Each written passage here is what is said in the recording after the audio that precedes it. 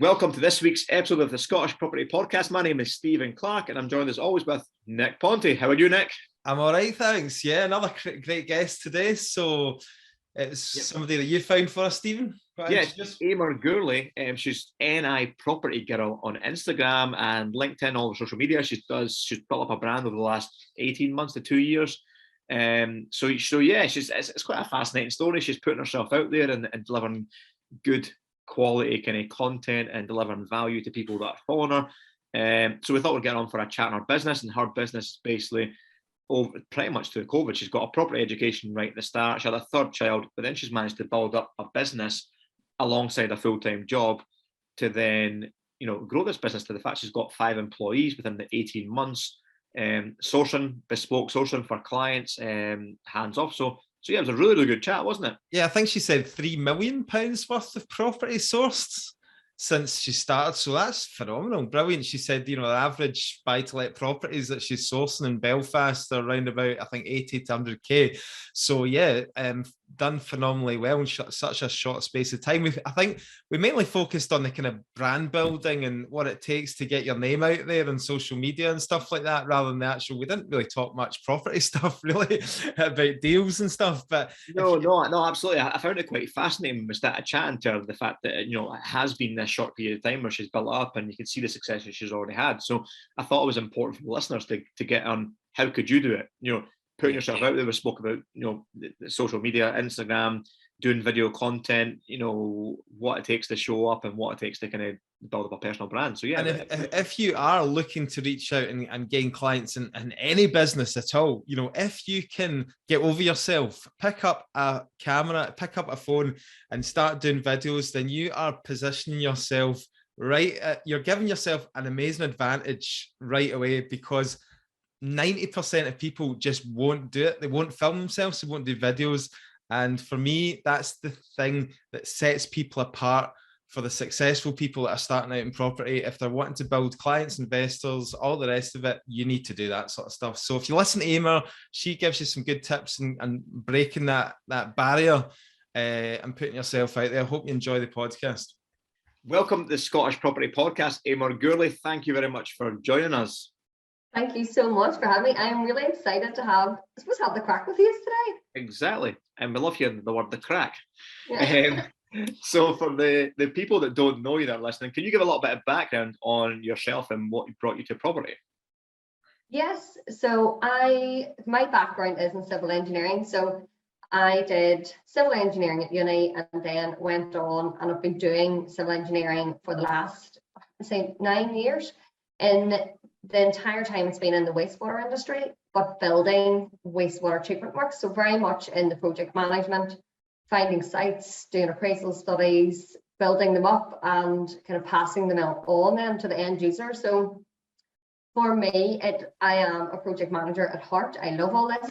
And I was always looking for something more that could develop me, push me further. I had so much of an interest in different things. It just never set right with me. And then whenever I found out about property, I think I've been very much like most people. I've been brought up and taught you buy a house, you pay it down, you save up, you buy a house, you pay it down. And I could not wrap my head around, how does this make any sense?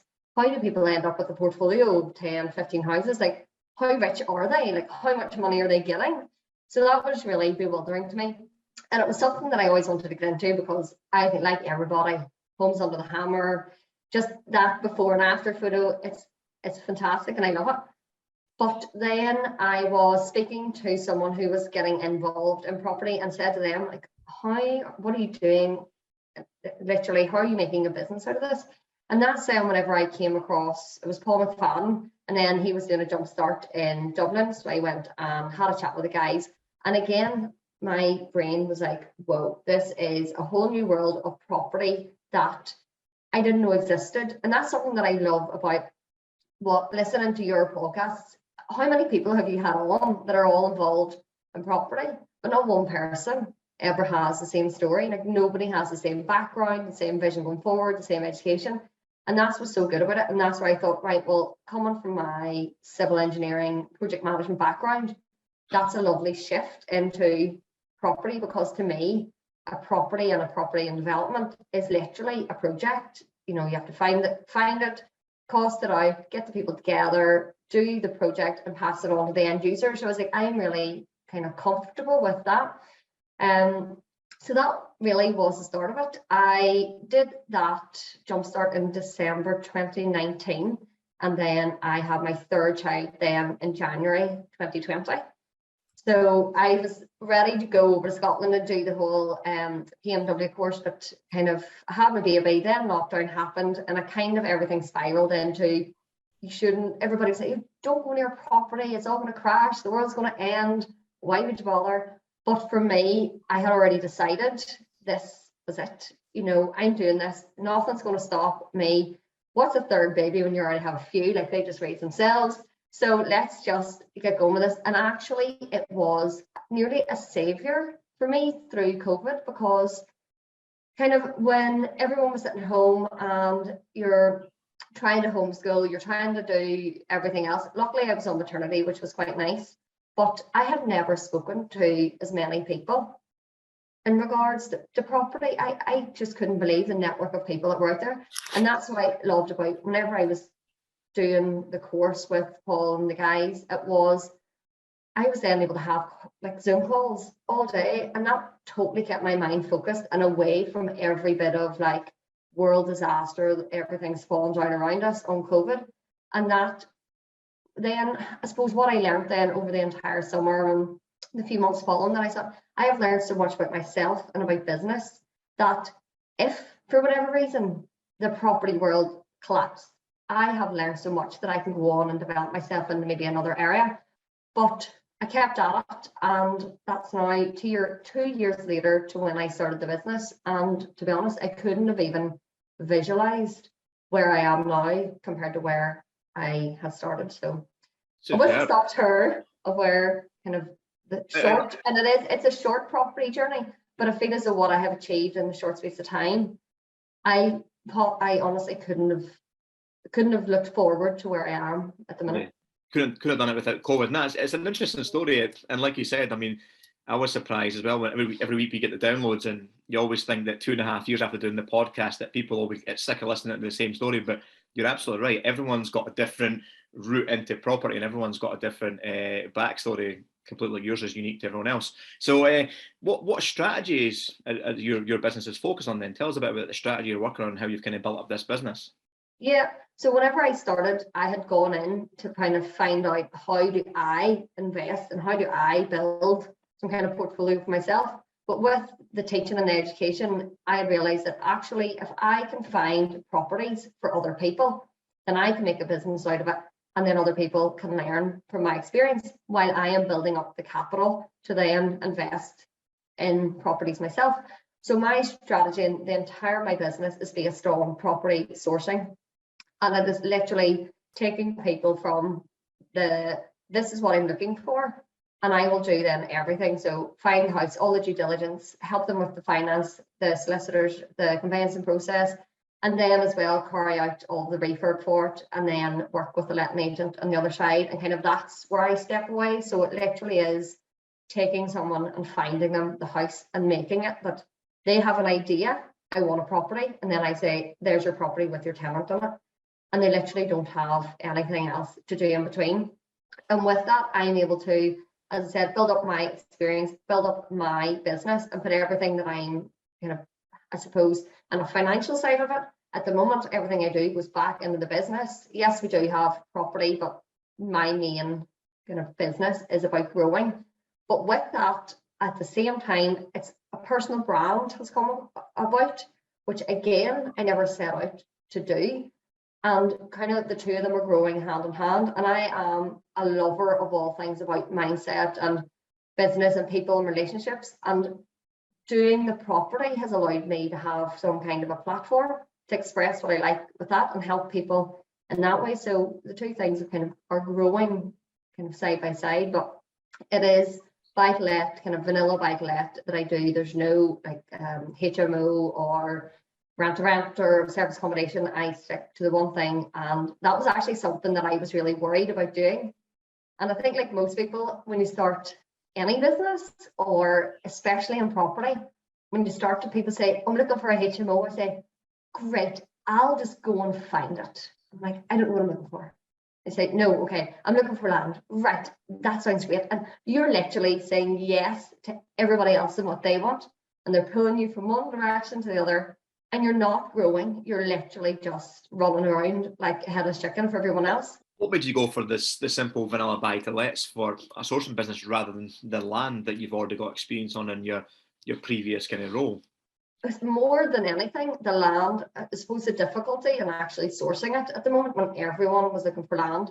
Yeah. And during COVID, that was whenever the vanilla buy-to-let, it's just a simpler place for me to start. And because it's short term as well, we're able to kind of continue and get clients in, get their projects complete, and then kind of move on to the next ones. And that's what I liked about it. The whole land development thing is definitely something on my radar, but as you know, it's not something you can just kind of look at maybe once or twice. It is a big bit of your time that has to be dedicated to. It has to be the right land. You know, you have a lot of people to come in together with it, and time scales, and it might not even work out when you do find it and you've pumped a lot of money and effort into it. That makes sense. So if your sourcing clients, so have you got a kind of handful of bespoke clients who you work for hands off, or do you kind of create the massive database and send your deals out to every man their dog, and you know what I mean, that kind of? No, I work specifically with specific clients, and I think that works far better.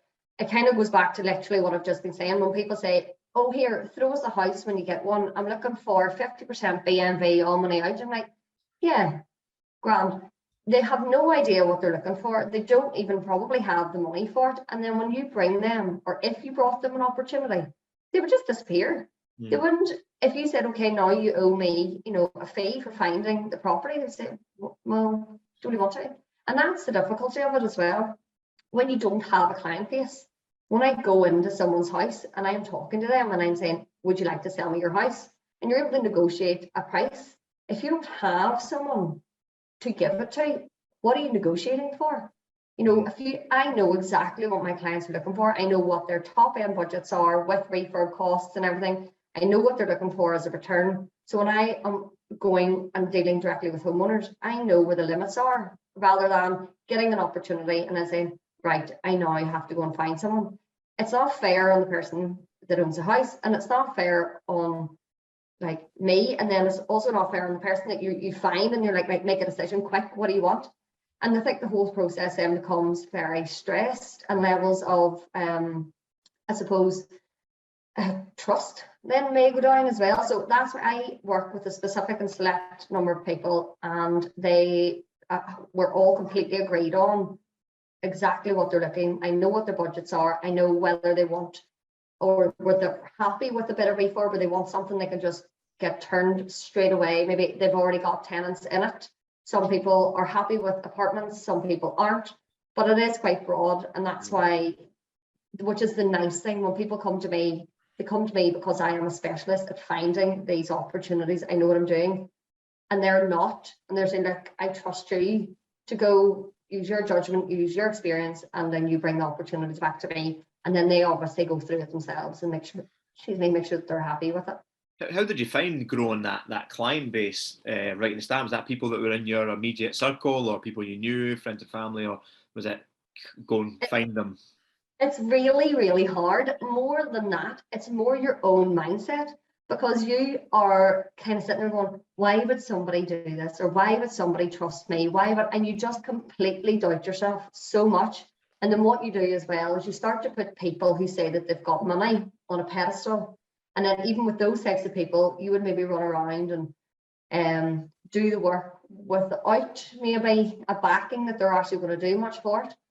So like anything, I think anybody, you should be starting with friends and family, and saying, if they already trust you and they already know, like all my friends, my family know that, you know, the type of person that I am. I'm totally honest and dedicated, and anything that I say I'm going to do, I will continue and do it 100%. So if you already have the people that completely trust you, go to them first. And that's what I had done. I had asked different families that, look, are you interested? This is what I'm doing.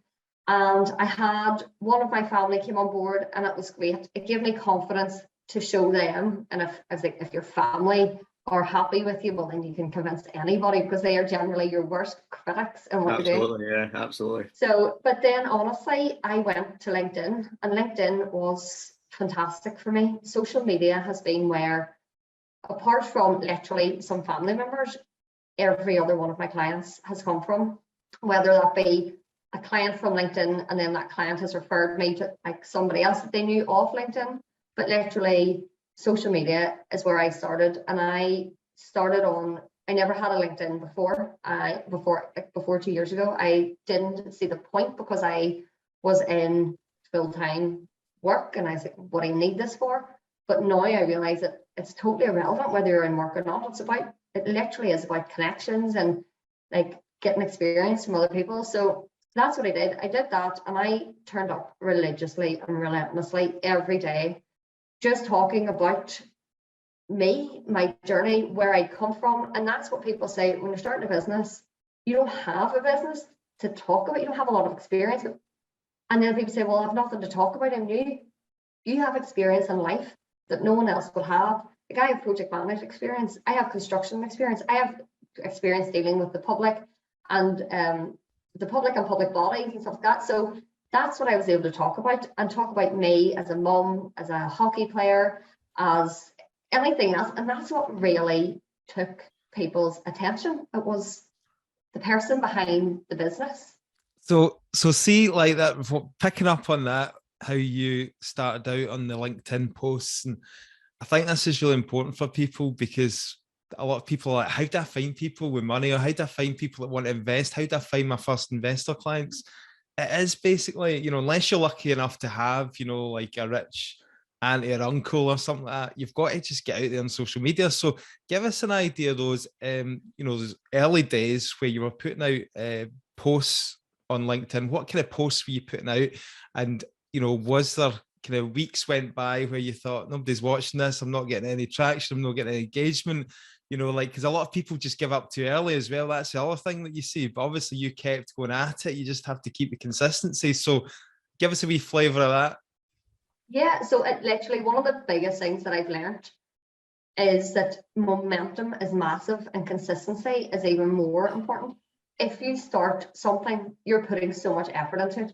And with that, it's always that analogy, to get a train started, the amount of energy that it takes to get that train started is great. And that's what it's like with LinkedIn, to get your mind into posting, what am I going to post about? It's intensive.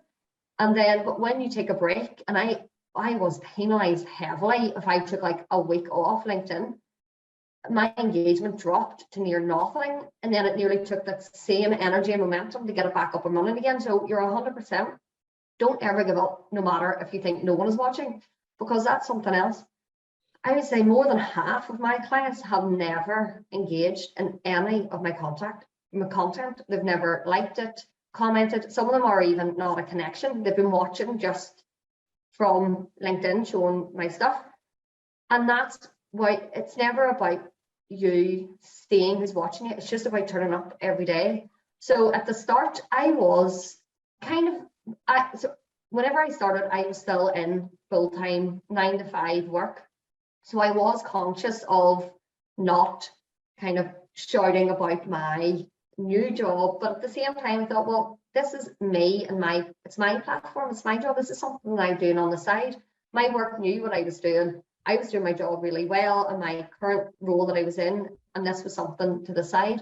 So I literally did talk about what, some property things, about, what a buy-to-let is, why would you do it, stuff like that. But honestly, most of it was about me and my day-to-day. And the more you do it, the better you become.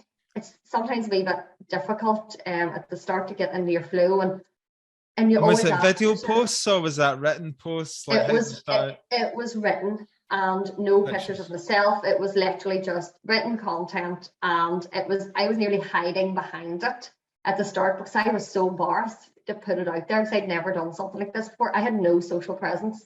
before I started this business. And obviously now you're not shy to the camera now. So I see your videos popping up on my Instagram and TikTok daily. So how did you break that kind of fear to get in front of the camera doing the videos? Like, what was that process? It was a realization, and it was always that one saying of, if people don't know you, they can't do business with you. And then once I realized, okay, I would have done a bit of test and measure and a bit of analysis. And once I started to put just pictures of myself alongside my text on LinkedIn, for example, the engagement got better, because as you're scrolling through a nice picture of something, if it's me outside or whatever, that started to do better. And it was then almost accidental that I did a video on, my first ever video on LinkedIn was me at Halloween, dressed up as some kind of killer looking bumblebee, just taking the absolute Mickey out of myself. Just being, look, it doesn't matter what you show up here looking like. You show up here every day, and it's a bit of fun, albeit a bit serious as well. But once I got that out, I thought, do you know what? Who cares? I'm just going to start to put myself out there. But it was the video that I found very difficult. But what I did, it was the December. So I started this in about April, May, and in the December, I gave myself a challenge. I said, right, every single day, I need to post a video on social, if it's on LinkedIn, or my two things were LinkedIn and Instagram. So I cheated a little, and I did them on Instagram stories, because I knew they would disappear and nobody would be able to like haunt me forever. But that's it was more the actual physical holding the phone up in public that scared me more than anything. So if I was walking down the street, I think, I can't even take a picture. People are looking at me, they're thinking I'm an idiot or I'm a poser or something. I just couldn't cope with what other people thought about me in the moment. So I just wouldn't do it. So then when I was doing the videos, it was like, quickly put the phone up, quickly take it down. So it was like a 3-second, but it just, after a month of doing it, I realized, well, nothing bad happened to me. Nobody actually laughed and pointed at me in the street. And the comments that I'm getting online are actually not bad. And any negative comments, to be honest, were more of a reflection on the person writing it than it was me. And from that, I went, do you know what? Sod it. It's you're all in me, you're nothing. And then once I did that, I realized, okay, the engagement has gone up even more because of the video content. People get to see your personality through how you talk, what you say. Are you like me? Do you use your hands constantly? And when somebody else reads what you've written, they're reading it in the state of mind that they're in. And it's like writing somebody a text message. You could say it like, hey, have you got that work done yet? But they're reading it as, have you got that work done? You know, it's how they see it. And that's why it's nice when you do a video. It's about your personality coming through. And once I started to do that, honestly, I would take calls with people and they would be saying, well, how's the family and stuff? I'm like, I have never met you, but you know my life and you're so comfortable with me because you've seen me every day and I'm talking directly to you on the laptop, on the phone. And that's what then it goes right back to that know, like, and trust element of investing. If you think about yourself, you're not going to just go and give somebody money to invest or trust them to go and do something. You need to trust them first and then you'll invest. So I would say to anyone, get your personality out there, get what you're amazing at out there in your previous life before property if you're new to it, but just don't stop. Like, honestly, if you stop and you give up, you do, like, there's two things about it. Number one, the algorithm and the platform that you're on doesn't like it. But number two, it shows everyone else that you started and then you give up. And that's not great. They don't want to work with someone who just gives up easily. So be the person. If you say you're going to be there and you say you're going to show up, show up. Yeah. Can I just ask you a question, which I find really interesting? When you went and did that course, and there must have been plenty other people on it, you know, that you probably connected with, you network, you got to know, probably made friends with, you know, how many of those people, and give us an idea of numbers, do you actually see turning up on social media, you know, day in, day out, week in, week out, building the brands, you know, a percentage roughly? To be honest, so in the group that we started with, now I could be wrong, but I think there was about 30, okay, saying the group that we started, and it was COVID or whatever.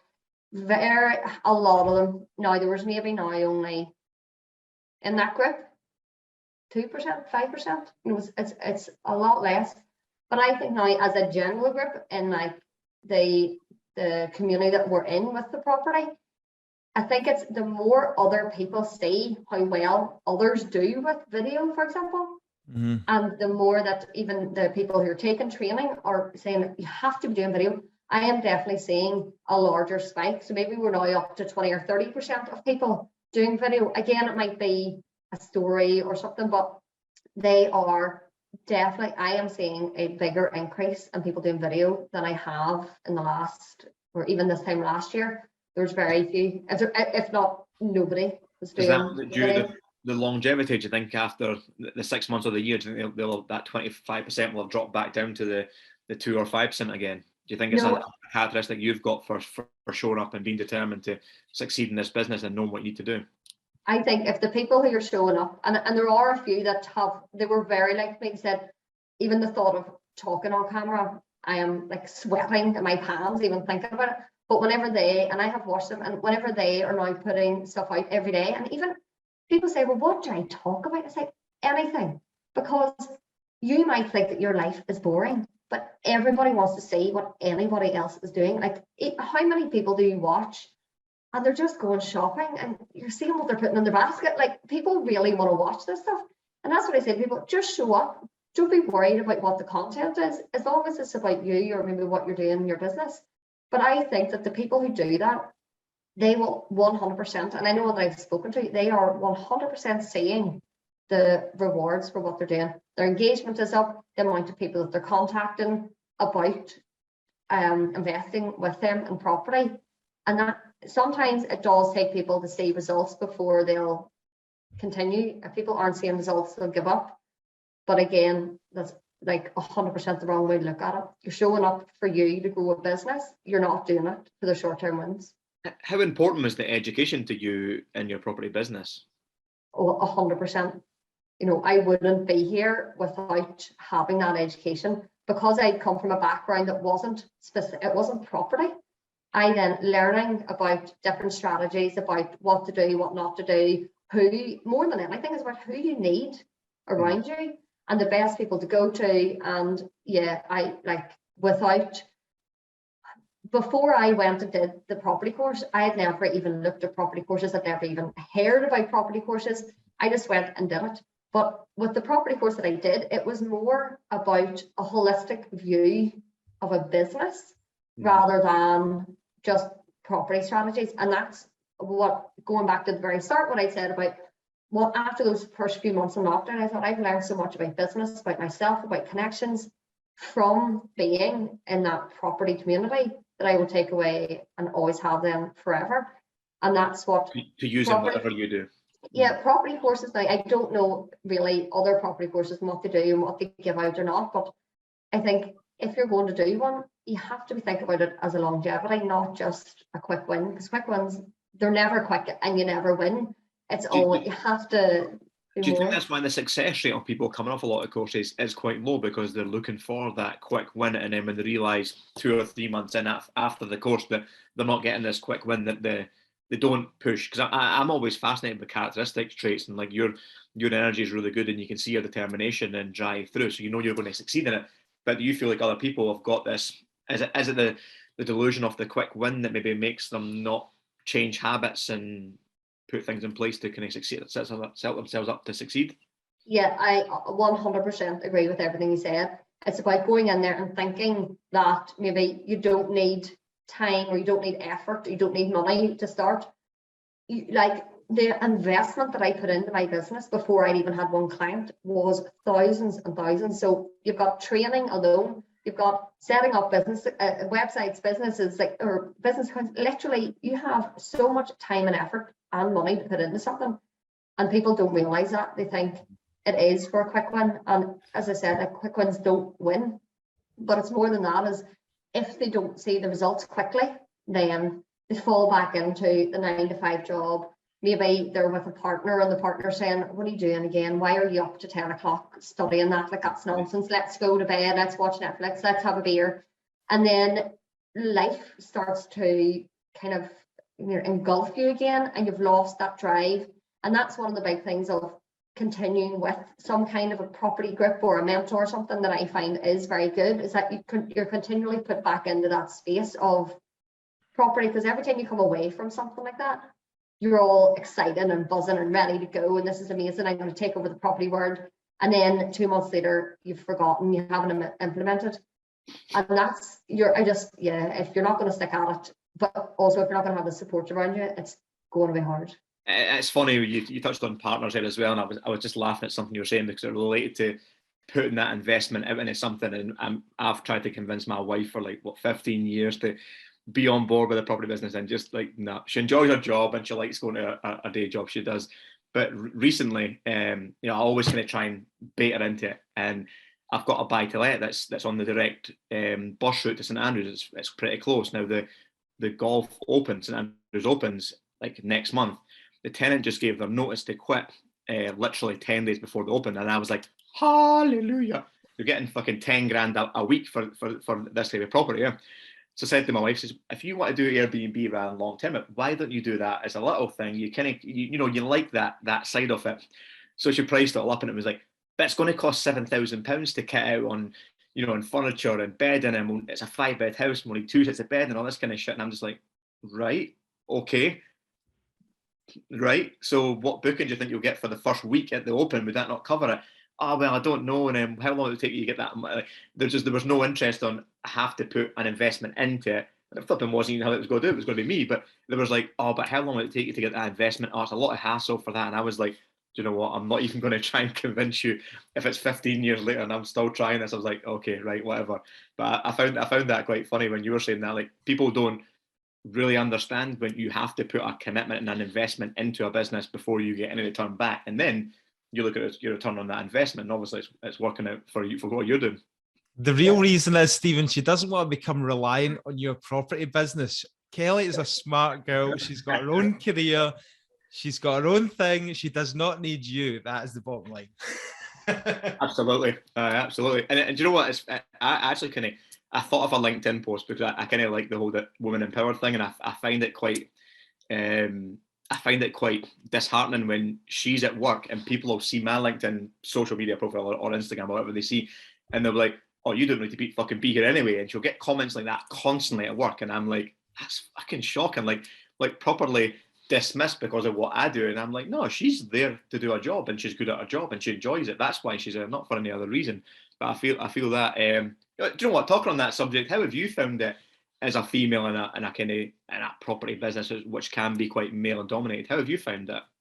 Yeah, so I suppose I'm coming in from a construction background, where I would have been one of 3 females starting off at uni, and kind of taking that then the whole way through to a job where I would have been the only female on site.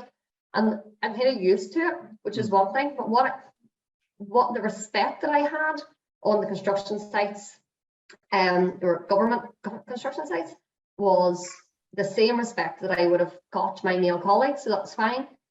And it never really dawned on me. I would have said to people, look, being a female in construction is fantastic, because you're given your different point of view. Men and women are completely different, and we bring different things to the table. And that I had never had an issue with it. The odd thing now and again, but in the grand scheme of things. Is it not, if you're competent and clearly you've got the ability to do your job and carry out what you're promising your clients, and there's no dispute whether you're a male or a female. Yeah, that's how it should be. Yeah. Sometimes people, and I always said it is more about them, and you just have to ignore it, and they're never going to change. But whenever I shifted over to property, I found a massive shift on people's perception of, on all different areas. Now, so the first area that before I really got stuck in and had a lot of projects on, it was and potential investors, and how they spoke to me was shocking, and how they would have really spoken down to me. They would have tried to take control of me and the conversation and dictate to me what I must be doing for them, and the complete lack of respect and just anything. And sometimes I'm like thinking, is it because I'm younger and because I'm a woman, or is it just because I'm a woman? You're just not sure. And it's funny, my husband would have heard the conversations I would have been having with people, and he thought, I never in my life, I heard obviously about women being disrespected and stuff, but he said, in this professional setting, as I do inverted commas, he said how you're being spoken to is kind of horrendous. But then that carried on then to, if you're on site, people would, they would turn up late, not give you any respect, you know, talk to you as though you're a child and not the homeowner and the business owner and the person who's about to either employ them or not to do a job. And I thought, right, well, no matter, every single person that does that to me, I have the choice to say no and walk away, and I do. I am happy when someone I am not comfortable with, or they do not treat me how I know they would treat a man in the same situation. Then sorry, but you're not good enough for me, and you know, if I'm not good enough for you, you're not good enough for me. Is it common, or you saw that getting less and less as you're kind of growing in the business? Probably more so with my confidence growing, that maybe if I am on a site, they know from the get-go not to mess. You know, I am here, I know what I'm doing, and I am in control, I am in charge. Whereas maybe at the start I was a bit more timid, but also with conversations with people who maybe are looking to come on board as investors, I will happily just say, sorry, this is not a good partnership, goodbye. And they'll go, oh, well, hold on a minute, I'm really sorry, that didn't come out the way that it's meant to. And I am just a lot more confident speaking up for myself, because I know that I know that I have a lot more self-worth, and that's maybe where my self-worth has grown over the last 2 years, and like as that continues. But it's very difficult, especially to see other women. You know, I have other females in my team, and they're new. It's like, this is painful to watch. See, I always kind of find when I speak to women in property that they say the same thing starting out, and I'm like, it's probably not, but I'm saying it from a male point of view, it's probably not disrespecting you because you're a female. I always think it's the confidence thing, that they think you don't know what you're talking about, so they can speak down to you. And I've seen that whether it's male or female. If someone kind of comes out quite fresh, you'll see trades that's particularly just try and take the complete piss and try and pull the wool over eyes. So I always kind of think it's not quite that, but I really find it quite good to see when women develop their confidence in it, that they dominate a site. And obviously the amount of women we got on the podcast that are doing phenomenal in property businesses, and I think it takes that couple of years to find their feet and grow, and put the men in their place and fucking tell them exactly what's happening on site. Yeah, ever since I interviewed Susan Actimel at the Glasgow Scottish Property Podcast live networking event and asked her this very question, and she just gave me a cold stare, a blank stare, and it was as if to say, what do you mean? What disadvantage do women have in property? And everybody looked at me, and I went bright red. And ever since that time, I was like, I'll never enter into this subject again. So I have nothing else to say on this matter. Let's move on quickly. So what I'm really interested in, Eimear, is see, when you went off maternity leave during that lockdown period, you had your baby, third child as well. I mean, like, hats off. I know how difficult it is with 3 kids myself. And, you know, starting this business, you know, did you go back to work after that maternity leave, or did you just not go back? No, I did go back, and I went back because it was always my intention. When I started the business, it wasn't my intention for that to become my full-time career. I was doing this as a sideline, as something to take a bit of my extra time with, put a bit of more energy into, and I never anticipated for this to become what I wanted. And mainly the reason was I loved my job. I loved being a civil engineer. But one thing that was then starting to become evident was every time I went off maternity leave, I was being held back, because the other people, i.e. the other males in my industry, you know, I would have had a big project and it was then taken to the finish line by someone else. And then I was starting to see other people starting to be able to go up in the company, even though I was well more capable. And then silly things like that. And I think, well, where is my self-worth in this company?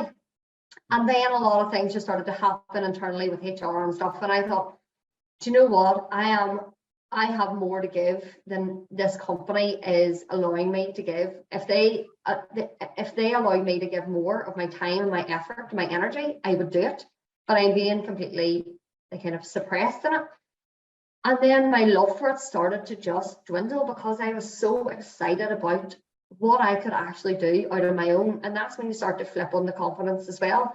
it's really scary to think, oh my gosh, if I went on my own, I would have to like make sure I paid my own mortgage. I've got my kids to pay for, and then now I've got employees and they've got mortgages, and it starts this big, oh my gosh, this is very daunting. Can I do it? But then whenever I was working, so I was working a 9-to-5 job, and then I would have done Before you move on to the start of the business, are you a workaholic? Because I'm pretty sure that anyone that says they've got 3 kids, a full-time job, and a side hustle that they're passionate about and love, and that's your spare time, I'm thinking, fucking hell, everyone seems to make up shit excuses about having kids and a full-time job, but they've got no spare time. So do you put in a silly amount of hours? Because I think that's important to actually highlight to people. People will think that this might be easy. You're talking about a family, a full-time job, and almost a full-time business. Yeah, and I was literally finishing work at 5 and then working in the property business, maybe getting the kids dinner in between, and then working on this until 10, 11 o'clock at night. But that, and then at the weekends as well. And you're so right. People would say, oh, you just post a few videos online. Like, what do you actually do? Like, how can you be busy? And they don't see it. And that then that was kind of my tipping point to leaving one job and starting the other. I was becoming too busy, too many clients, too many projects to then not give my focus to. And then my other civil engineering job was starting to it was just becoming back into a busy period where I needed to be really focused out on the road a lot. So I made the call. I said, right, it's either one or two things have to happen. I need to put this side business back into a side box and just reduce the hours and the people and everything, and just continue on with my 9-to-5, nice pension job, and that's grand. Or I get rid of that job that is literally sucking 8 hours of my day away and continue and go full board on this business that I've already grown and I have confidence to do. And it's difficult, but then at the same time, I thought, well, literally, what is the worst possible thing that can happen? I go out on my own for a few months, it doesn't work out, and I go and either go back to the job I was in or go back to whenever I was leaving. A lot of my consultants and contractors had said, if I thought you were looking out, you could have come and worked for us. They said, no, you're missing the point. It's not that I wanted out. I wanted my own thing. And what did you... Sorry, what did your husband have to say at this point? Was he supportive, or did he have any doubts? No, not at all. He was completely supportive of the whole thing. More so as well because he has seen the development in me and the confidence in me and the ability. Like, it's always good about talking. I have always been the type of person, I don't talk about it, I just do it and then tell people that I've done it. And that's where with this, I was able to show and what I've done in the last 18 months, or not even 18 months from when we started the business. I said, look, let's start it and let's see how we go. Like, there's a few savings there, a few months. If it goes wrong, it goes wrong. Literally, I have been sitting on the sideline for so long, waiting for the perfect time. And it was always, well, I'll not do it now because we're renovating our house. I'll not do it now because our first baby, we're not. So we may as well do it whenever there's COVID and we've got our third baby and, we're working. Because there's no better time. There's always an excuse. And that was at the point we were at. Or is this going to be another excuse that deflates our efforts in terms of a business? Or is this just going to use these as a reason to do it? We have another baby, happy days. Well, let's just do it now, because if I wait until those children are up, there'll be another reason. And that's my biggest thing. I say to anyone, if you've literally been wanting to do something, just do it. Like, the worst that can happen is you go back to where you were, but you've learned and you can maybe do it again in a different way. And that's, for me, is the most important thing, learning and growing. And to give the listeners a little sense of, what you've managed to achieve over the last 18 months, can you tell us what you've managed to do? Are you still at that kind of brand building stage, or, or how many deals or sourcing clients have you managed to build up? Can you give us an idea of what's, just so the listeners can come away and think, wow, that's amazing. In 18 months, she's managed to do that. Yeah. So, and I suppose in the last 18 months, we've sourced, the last time I checked, it was about £3 million worth of property, and that's kind of ranging, and the value. So sometimes people say, well, that's, if it's a £500,000 property, I'm like, well, if you're buying a buy-to-let at £500,000, you're lucky. But the value of the properties are ranging, between 60 grand and 110, so that kind of thing. So you can kind of gauge there by how many properties it is.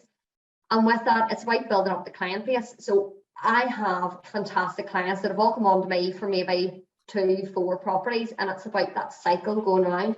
And that's what makes me really proud, is that whenever they say, I'm happy with that, go and get me another one, I think I have done my job amazingly. And now I am so thankfully at the point where whenever I need more clients, they just come to me and I say, right, that's enough, I've done. And that's where it's literally social media and TikTok massively. I only have been on TikTok for a month, and that is impressive, the reach that you can get on there. But have you managed, this is the thing about TikTok, right? Okay, I love it, and I love the attention because I'm an attention seeker. You know, like I do dances in the street and all that. I do like getting the likes, the comments, and all the rest of it.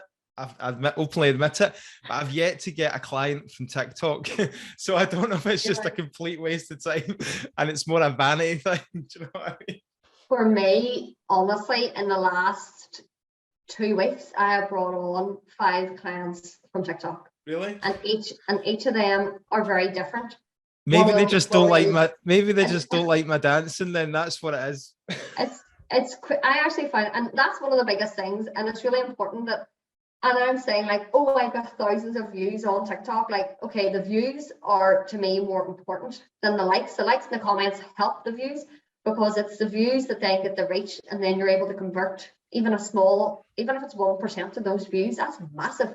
If you're able to get 10,000, 100,000 views in a week on TikTok, like if you can convert 1%, that's huge. So how do you do a call to action on TikTok? I kind of convinced, I set one up a couple of months ago, but I've still never really been on it. So the power of brand building and showing up every day. I never do call to actions ever on any platform. I never say I'm looking for clients. This is what I do. Come on board. It's literally by me. I give value continually every day. I'm trying to help people who are on their journey of property investing. They're trying to do it themselves. They're trying to just whatever it might be. And then they're watching my stuff and going, right, I get it. She's talking sense. And then they would come on and say, what is it exactly that you do? Because this is what I'm looking for. I say, perfect. That's what I do. I'll do it for you. And they go, great. And it's very difficult. Sometimes I can't tell people what I do that is so kind of attractive to people coming on. It's just giving value every day. And I don't know, I don't do call to actions. And I think if I did, I don't think I could cope with like the amount of people, the amount of calls that I would be trying to take. And like TikTok, I have had a lot of calls from it. And when I say calls, it's people looking to come on board as a client, or sometimes it's people just looking to suck me of information, whatever they try to do. But it's about that. It's knowing when somebody is calling you, like, what do they really want out of it? And can you convert them? So I have just, like anything, gotten better at knowing what people want and showing them that what I can provide is what they want. And my conversion rate with people is very good. But again, that has taken, I don't know how many calls every single week. And that was a big thing at the start. It was working 9 to 5 and making sure I'm still doing these investor calls every single day. More so, I thought, well, likelihood is they're not going to come on, but my patter and my speech and my chat with them is going to get better. So yeah, it literally is showing up and giving value. If you can give out more value than you're expecting in return, then you'll do well, and you'll kind of create more of a community than just customers. And they'll want to keep coming back for more. No, that sounds good. Sounds good. What's the plan and the growth for your business then going forward? Continuing with the sourcing? Yes, I definitely want to keep continuing with the sourcing. I have brought on someone to help me source the properties. And I think, to be honest, I could probably be doing with a few more. So maybe something in the short term, we'll be looking at growing the business. So there's 5 of us at the minute. And so again, that's something in the last 18 months I've grown from just me on a sideline to 5 people in the business. And I definitely feel as though I could be doing with more people coming on. I have enough investors looking for properties. Because what do these people do? Like, what do these 5 people, what's their roles? Different ones. So we've got an on-site project manager for the refurbs that we have on board, because again, that was me running to site and then do investor calls and then I was literally doing everything. So we've got people who are doing that. Then we've got like admin as well, got marketing, got PR agency as well, which is outside of that fifth person. Property sourcing, so literally any data analysis, anything like that, they are straight on to do. And yeah, just cool. Generally helping me with everything else, so I can kind of free up. But yes, I would like to then go back into the property development of more of a side, so into the conversions. And I've been saying, to be honest, I feel like I'm repeating myself from maybe a year ago. It's what I wanted to get into, but what I've realized is that I can't just jump forward to these things. I have to take the time and grow the business, because if I stepped away from the sourcing side for a month or so to concentrate, then that would drop down. And that's where I need to build the team first, and then allow myself to go across and do other things. So that's kind of where I want to be going. And it is, we are doing land development for select customers where, they don't live here. I'm finding the site for them, going through the planning, the architects, the build, and then they'll move back home and move into it. So there are randomly different projects within the business, but the main thing, it is sourcing. I'll continue to do that, but then grow kind of the other development side at the same time. And let us know, if anybody's listening to this and wants to work with you, if they're an investor, they want a good buy to let. Is it Belfast predominantly you sourcing? Mostly, yeah. So Northern Ireland, whenever I speak about Northern Ireland, I generally tend to stay in the greater Belfast area, between, if anybody knows it, between kind of Belfast, Lisburn, and around those areas. You know yourselves, you want capital growth and you want rental demand. And with those two things, you cannot be going wrong. So yeah, I do have clients that specifically ask for things kind of Northern England and Scotland, Glasgow. So with that, I obviously use contacts and people that I have in those areas. But whenever it's directly in Northern Ireland, yeah, it's in those areas. So I noticed there was good growth recently in Northern Ireland. There's decent capital growth in the last couple of years as well. We're still up there with the highest growth areas. With Northern Ireland, we are the only region that haven't bounced back to the pre-crash prices that the rest of the UK are. So we are still fairly under the growth level. And that's where, for example, there's now 2 unis in Belfast city centre. You've got all the hospitals, you've got the tourism industry. When I say this to people, I say the tourism industry, say, well, tourists aren't buying houses. Yes, of course, but you need people who live in Belfast to provide the jobs, provide the services, and therefore you've got more people wanting to live there, therefore pushing the price of everything else up, especially with the properties as well. So it's definitely one that the growth has continued over the last few years, and the only way is up in terms of the growth if it continues how it is, which is good. No, that sounds good. No, brilliant. And where can everyone reach out to you that want to get in touch to work with you or follow the rest of your journey? Yeah, so the social platforms that I'm on, either reach out on LinkedIn, Instagram. You can't reach out on TikTok, but you can go and watch those videos anyway. And I do Facebook as well, but just kind of mostly I'm Instagram and LinkedIn. So if anybody wants to chat, drop us a message on there. And you're going to be doing some, you said that you're maybe launching a wee course soon. You want to talk about that? Yeah, so that's aside from, again, go back to the start when I said, what does a business look like? And from the personal brand side and from me as a person, I love business. I love the mindset and how you can change your mindset to change your growth and stuff.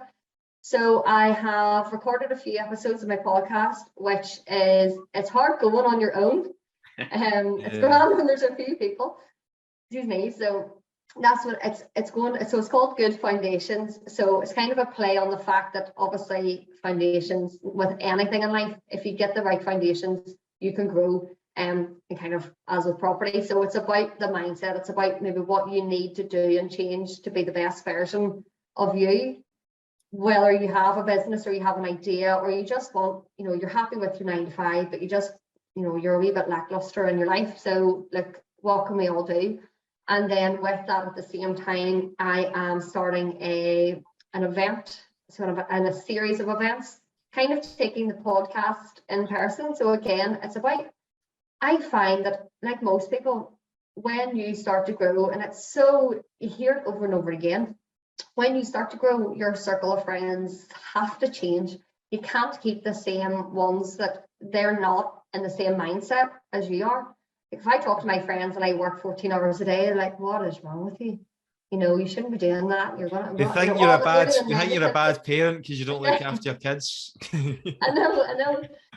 So that's why you need to get around other people who, when you say that, they're like, yeah, that's amazing. I'm doing that too. And how do you do this? And how do you cope with that? And then with that, you build each other up. And that's what I love about, even with you guys doing all of your different, like the different areas and the different places, everyone has different mindsets, especially in Northern Ireland. It's very, who do you think you are? Like, don't be getting above your station is one of those things. Like, you know, you can't become someone unless you are someone. All of these ridiculous statements, like be who you want or be the best person.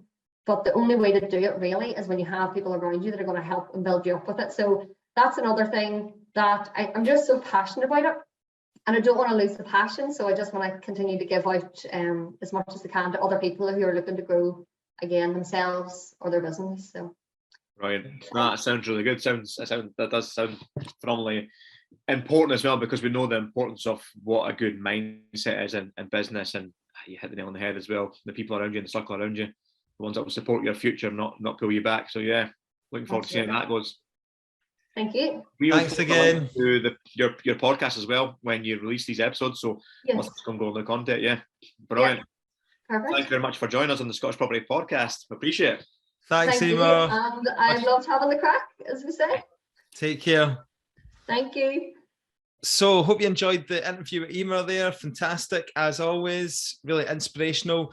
As always, guys, thank you very much for your support with the podcast. Head over to our social media pages, Instagram at Scottish Property Podcast. Give us a tag on there and a screenshot.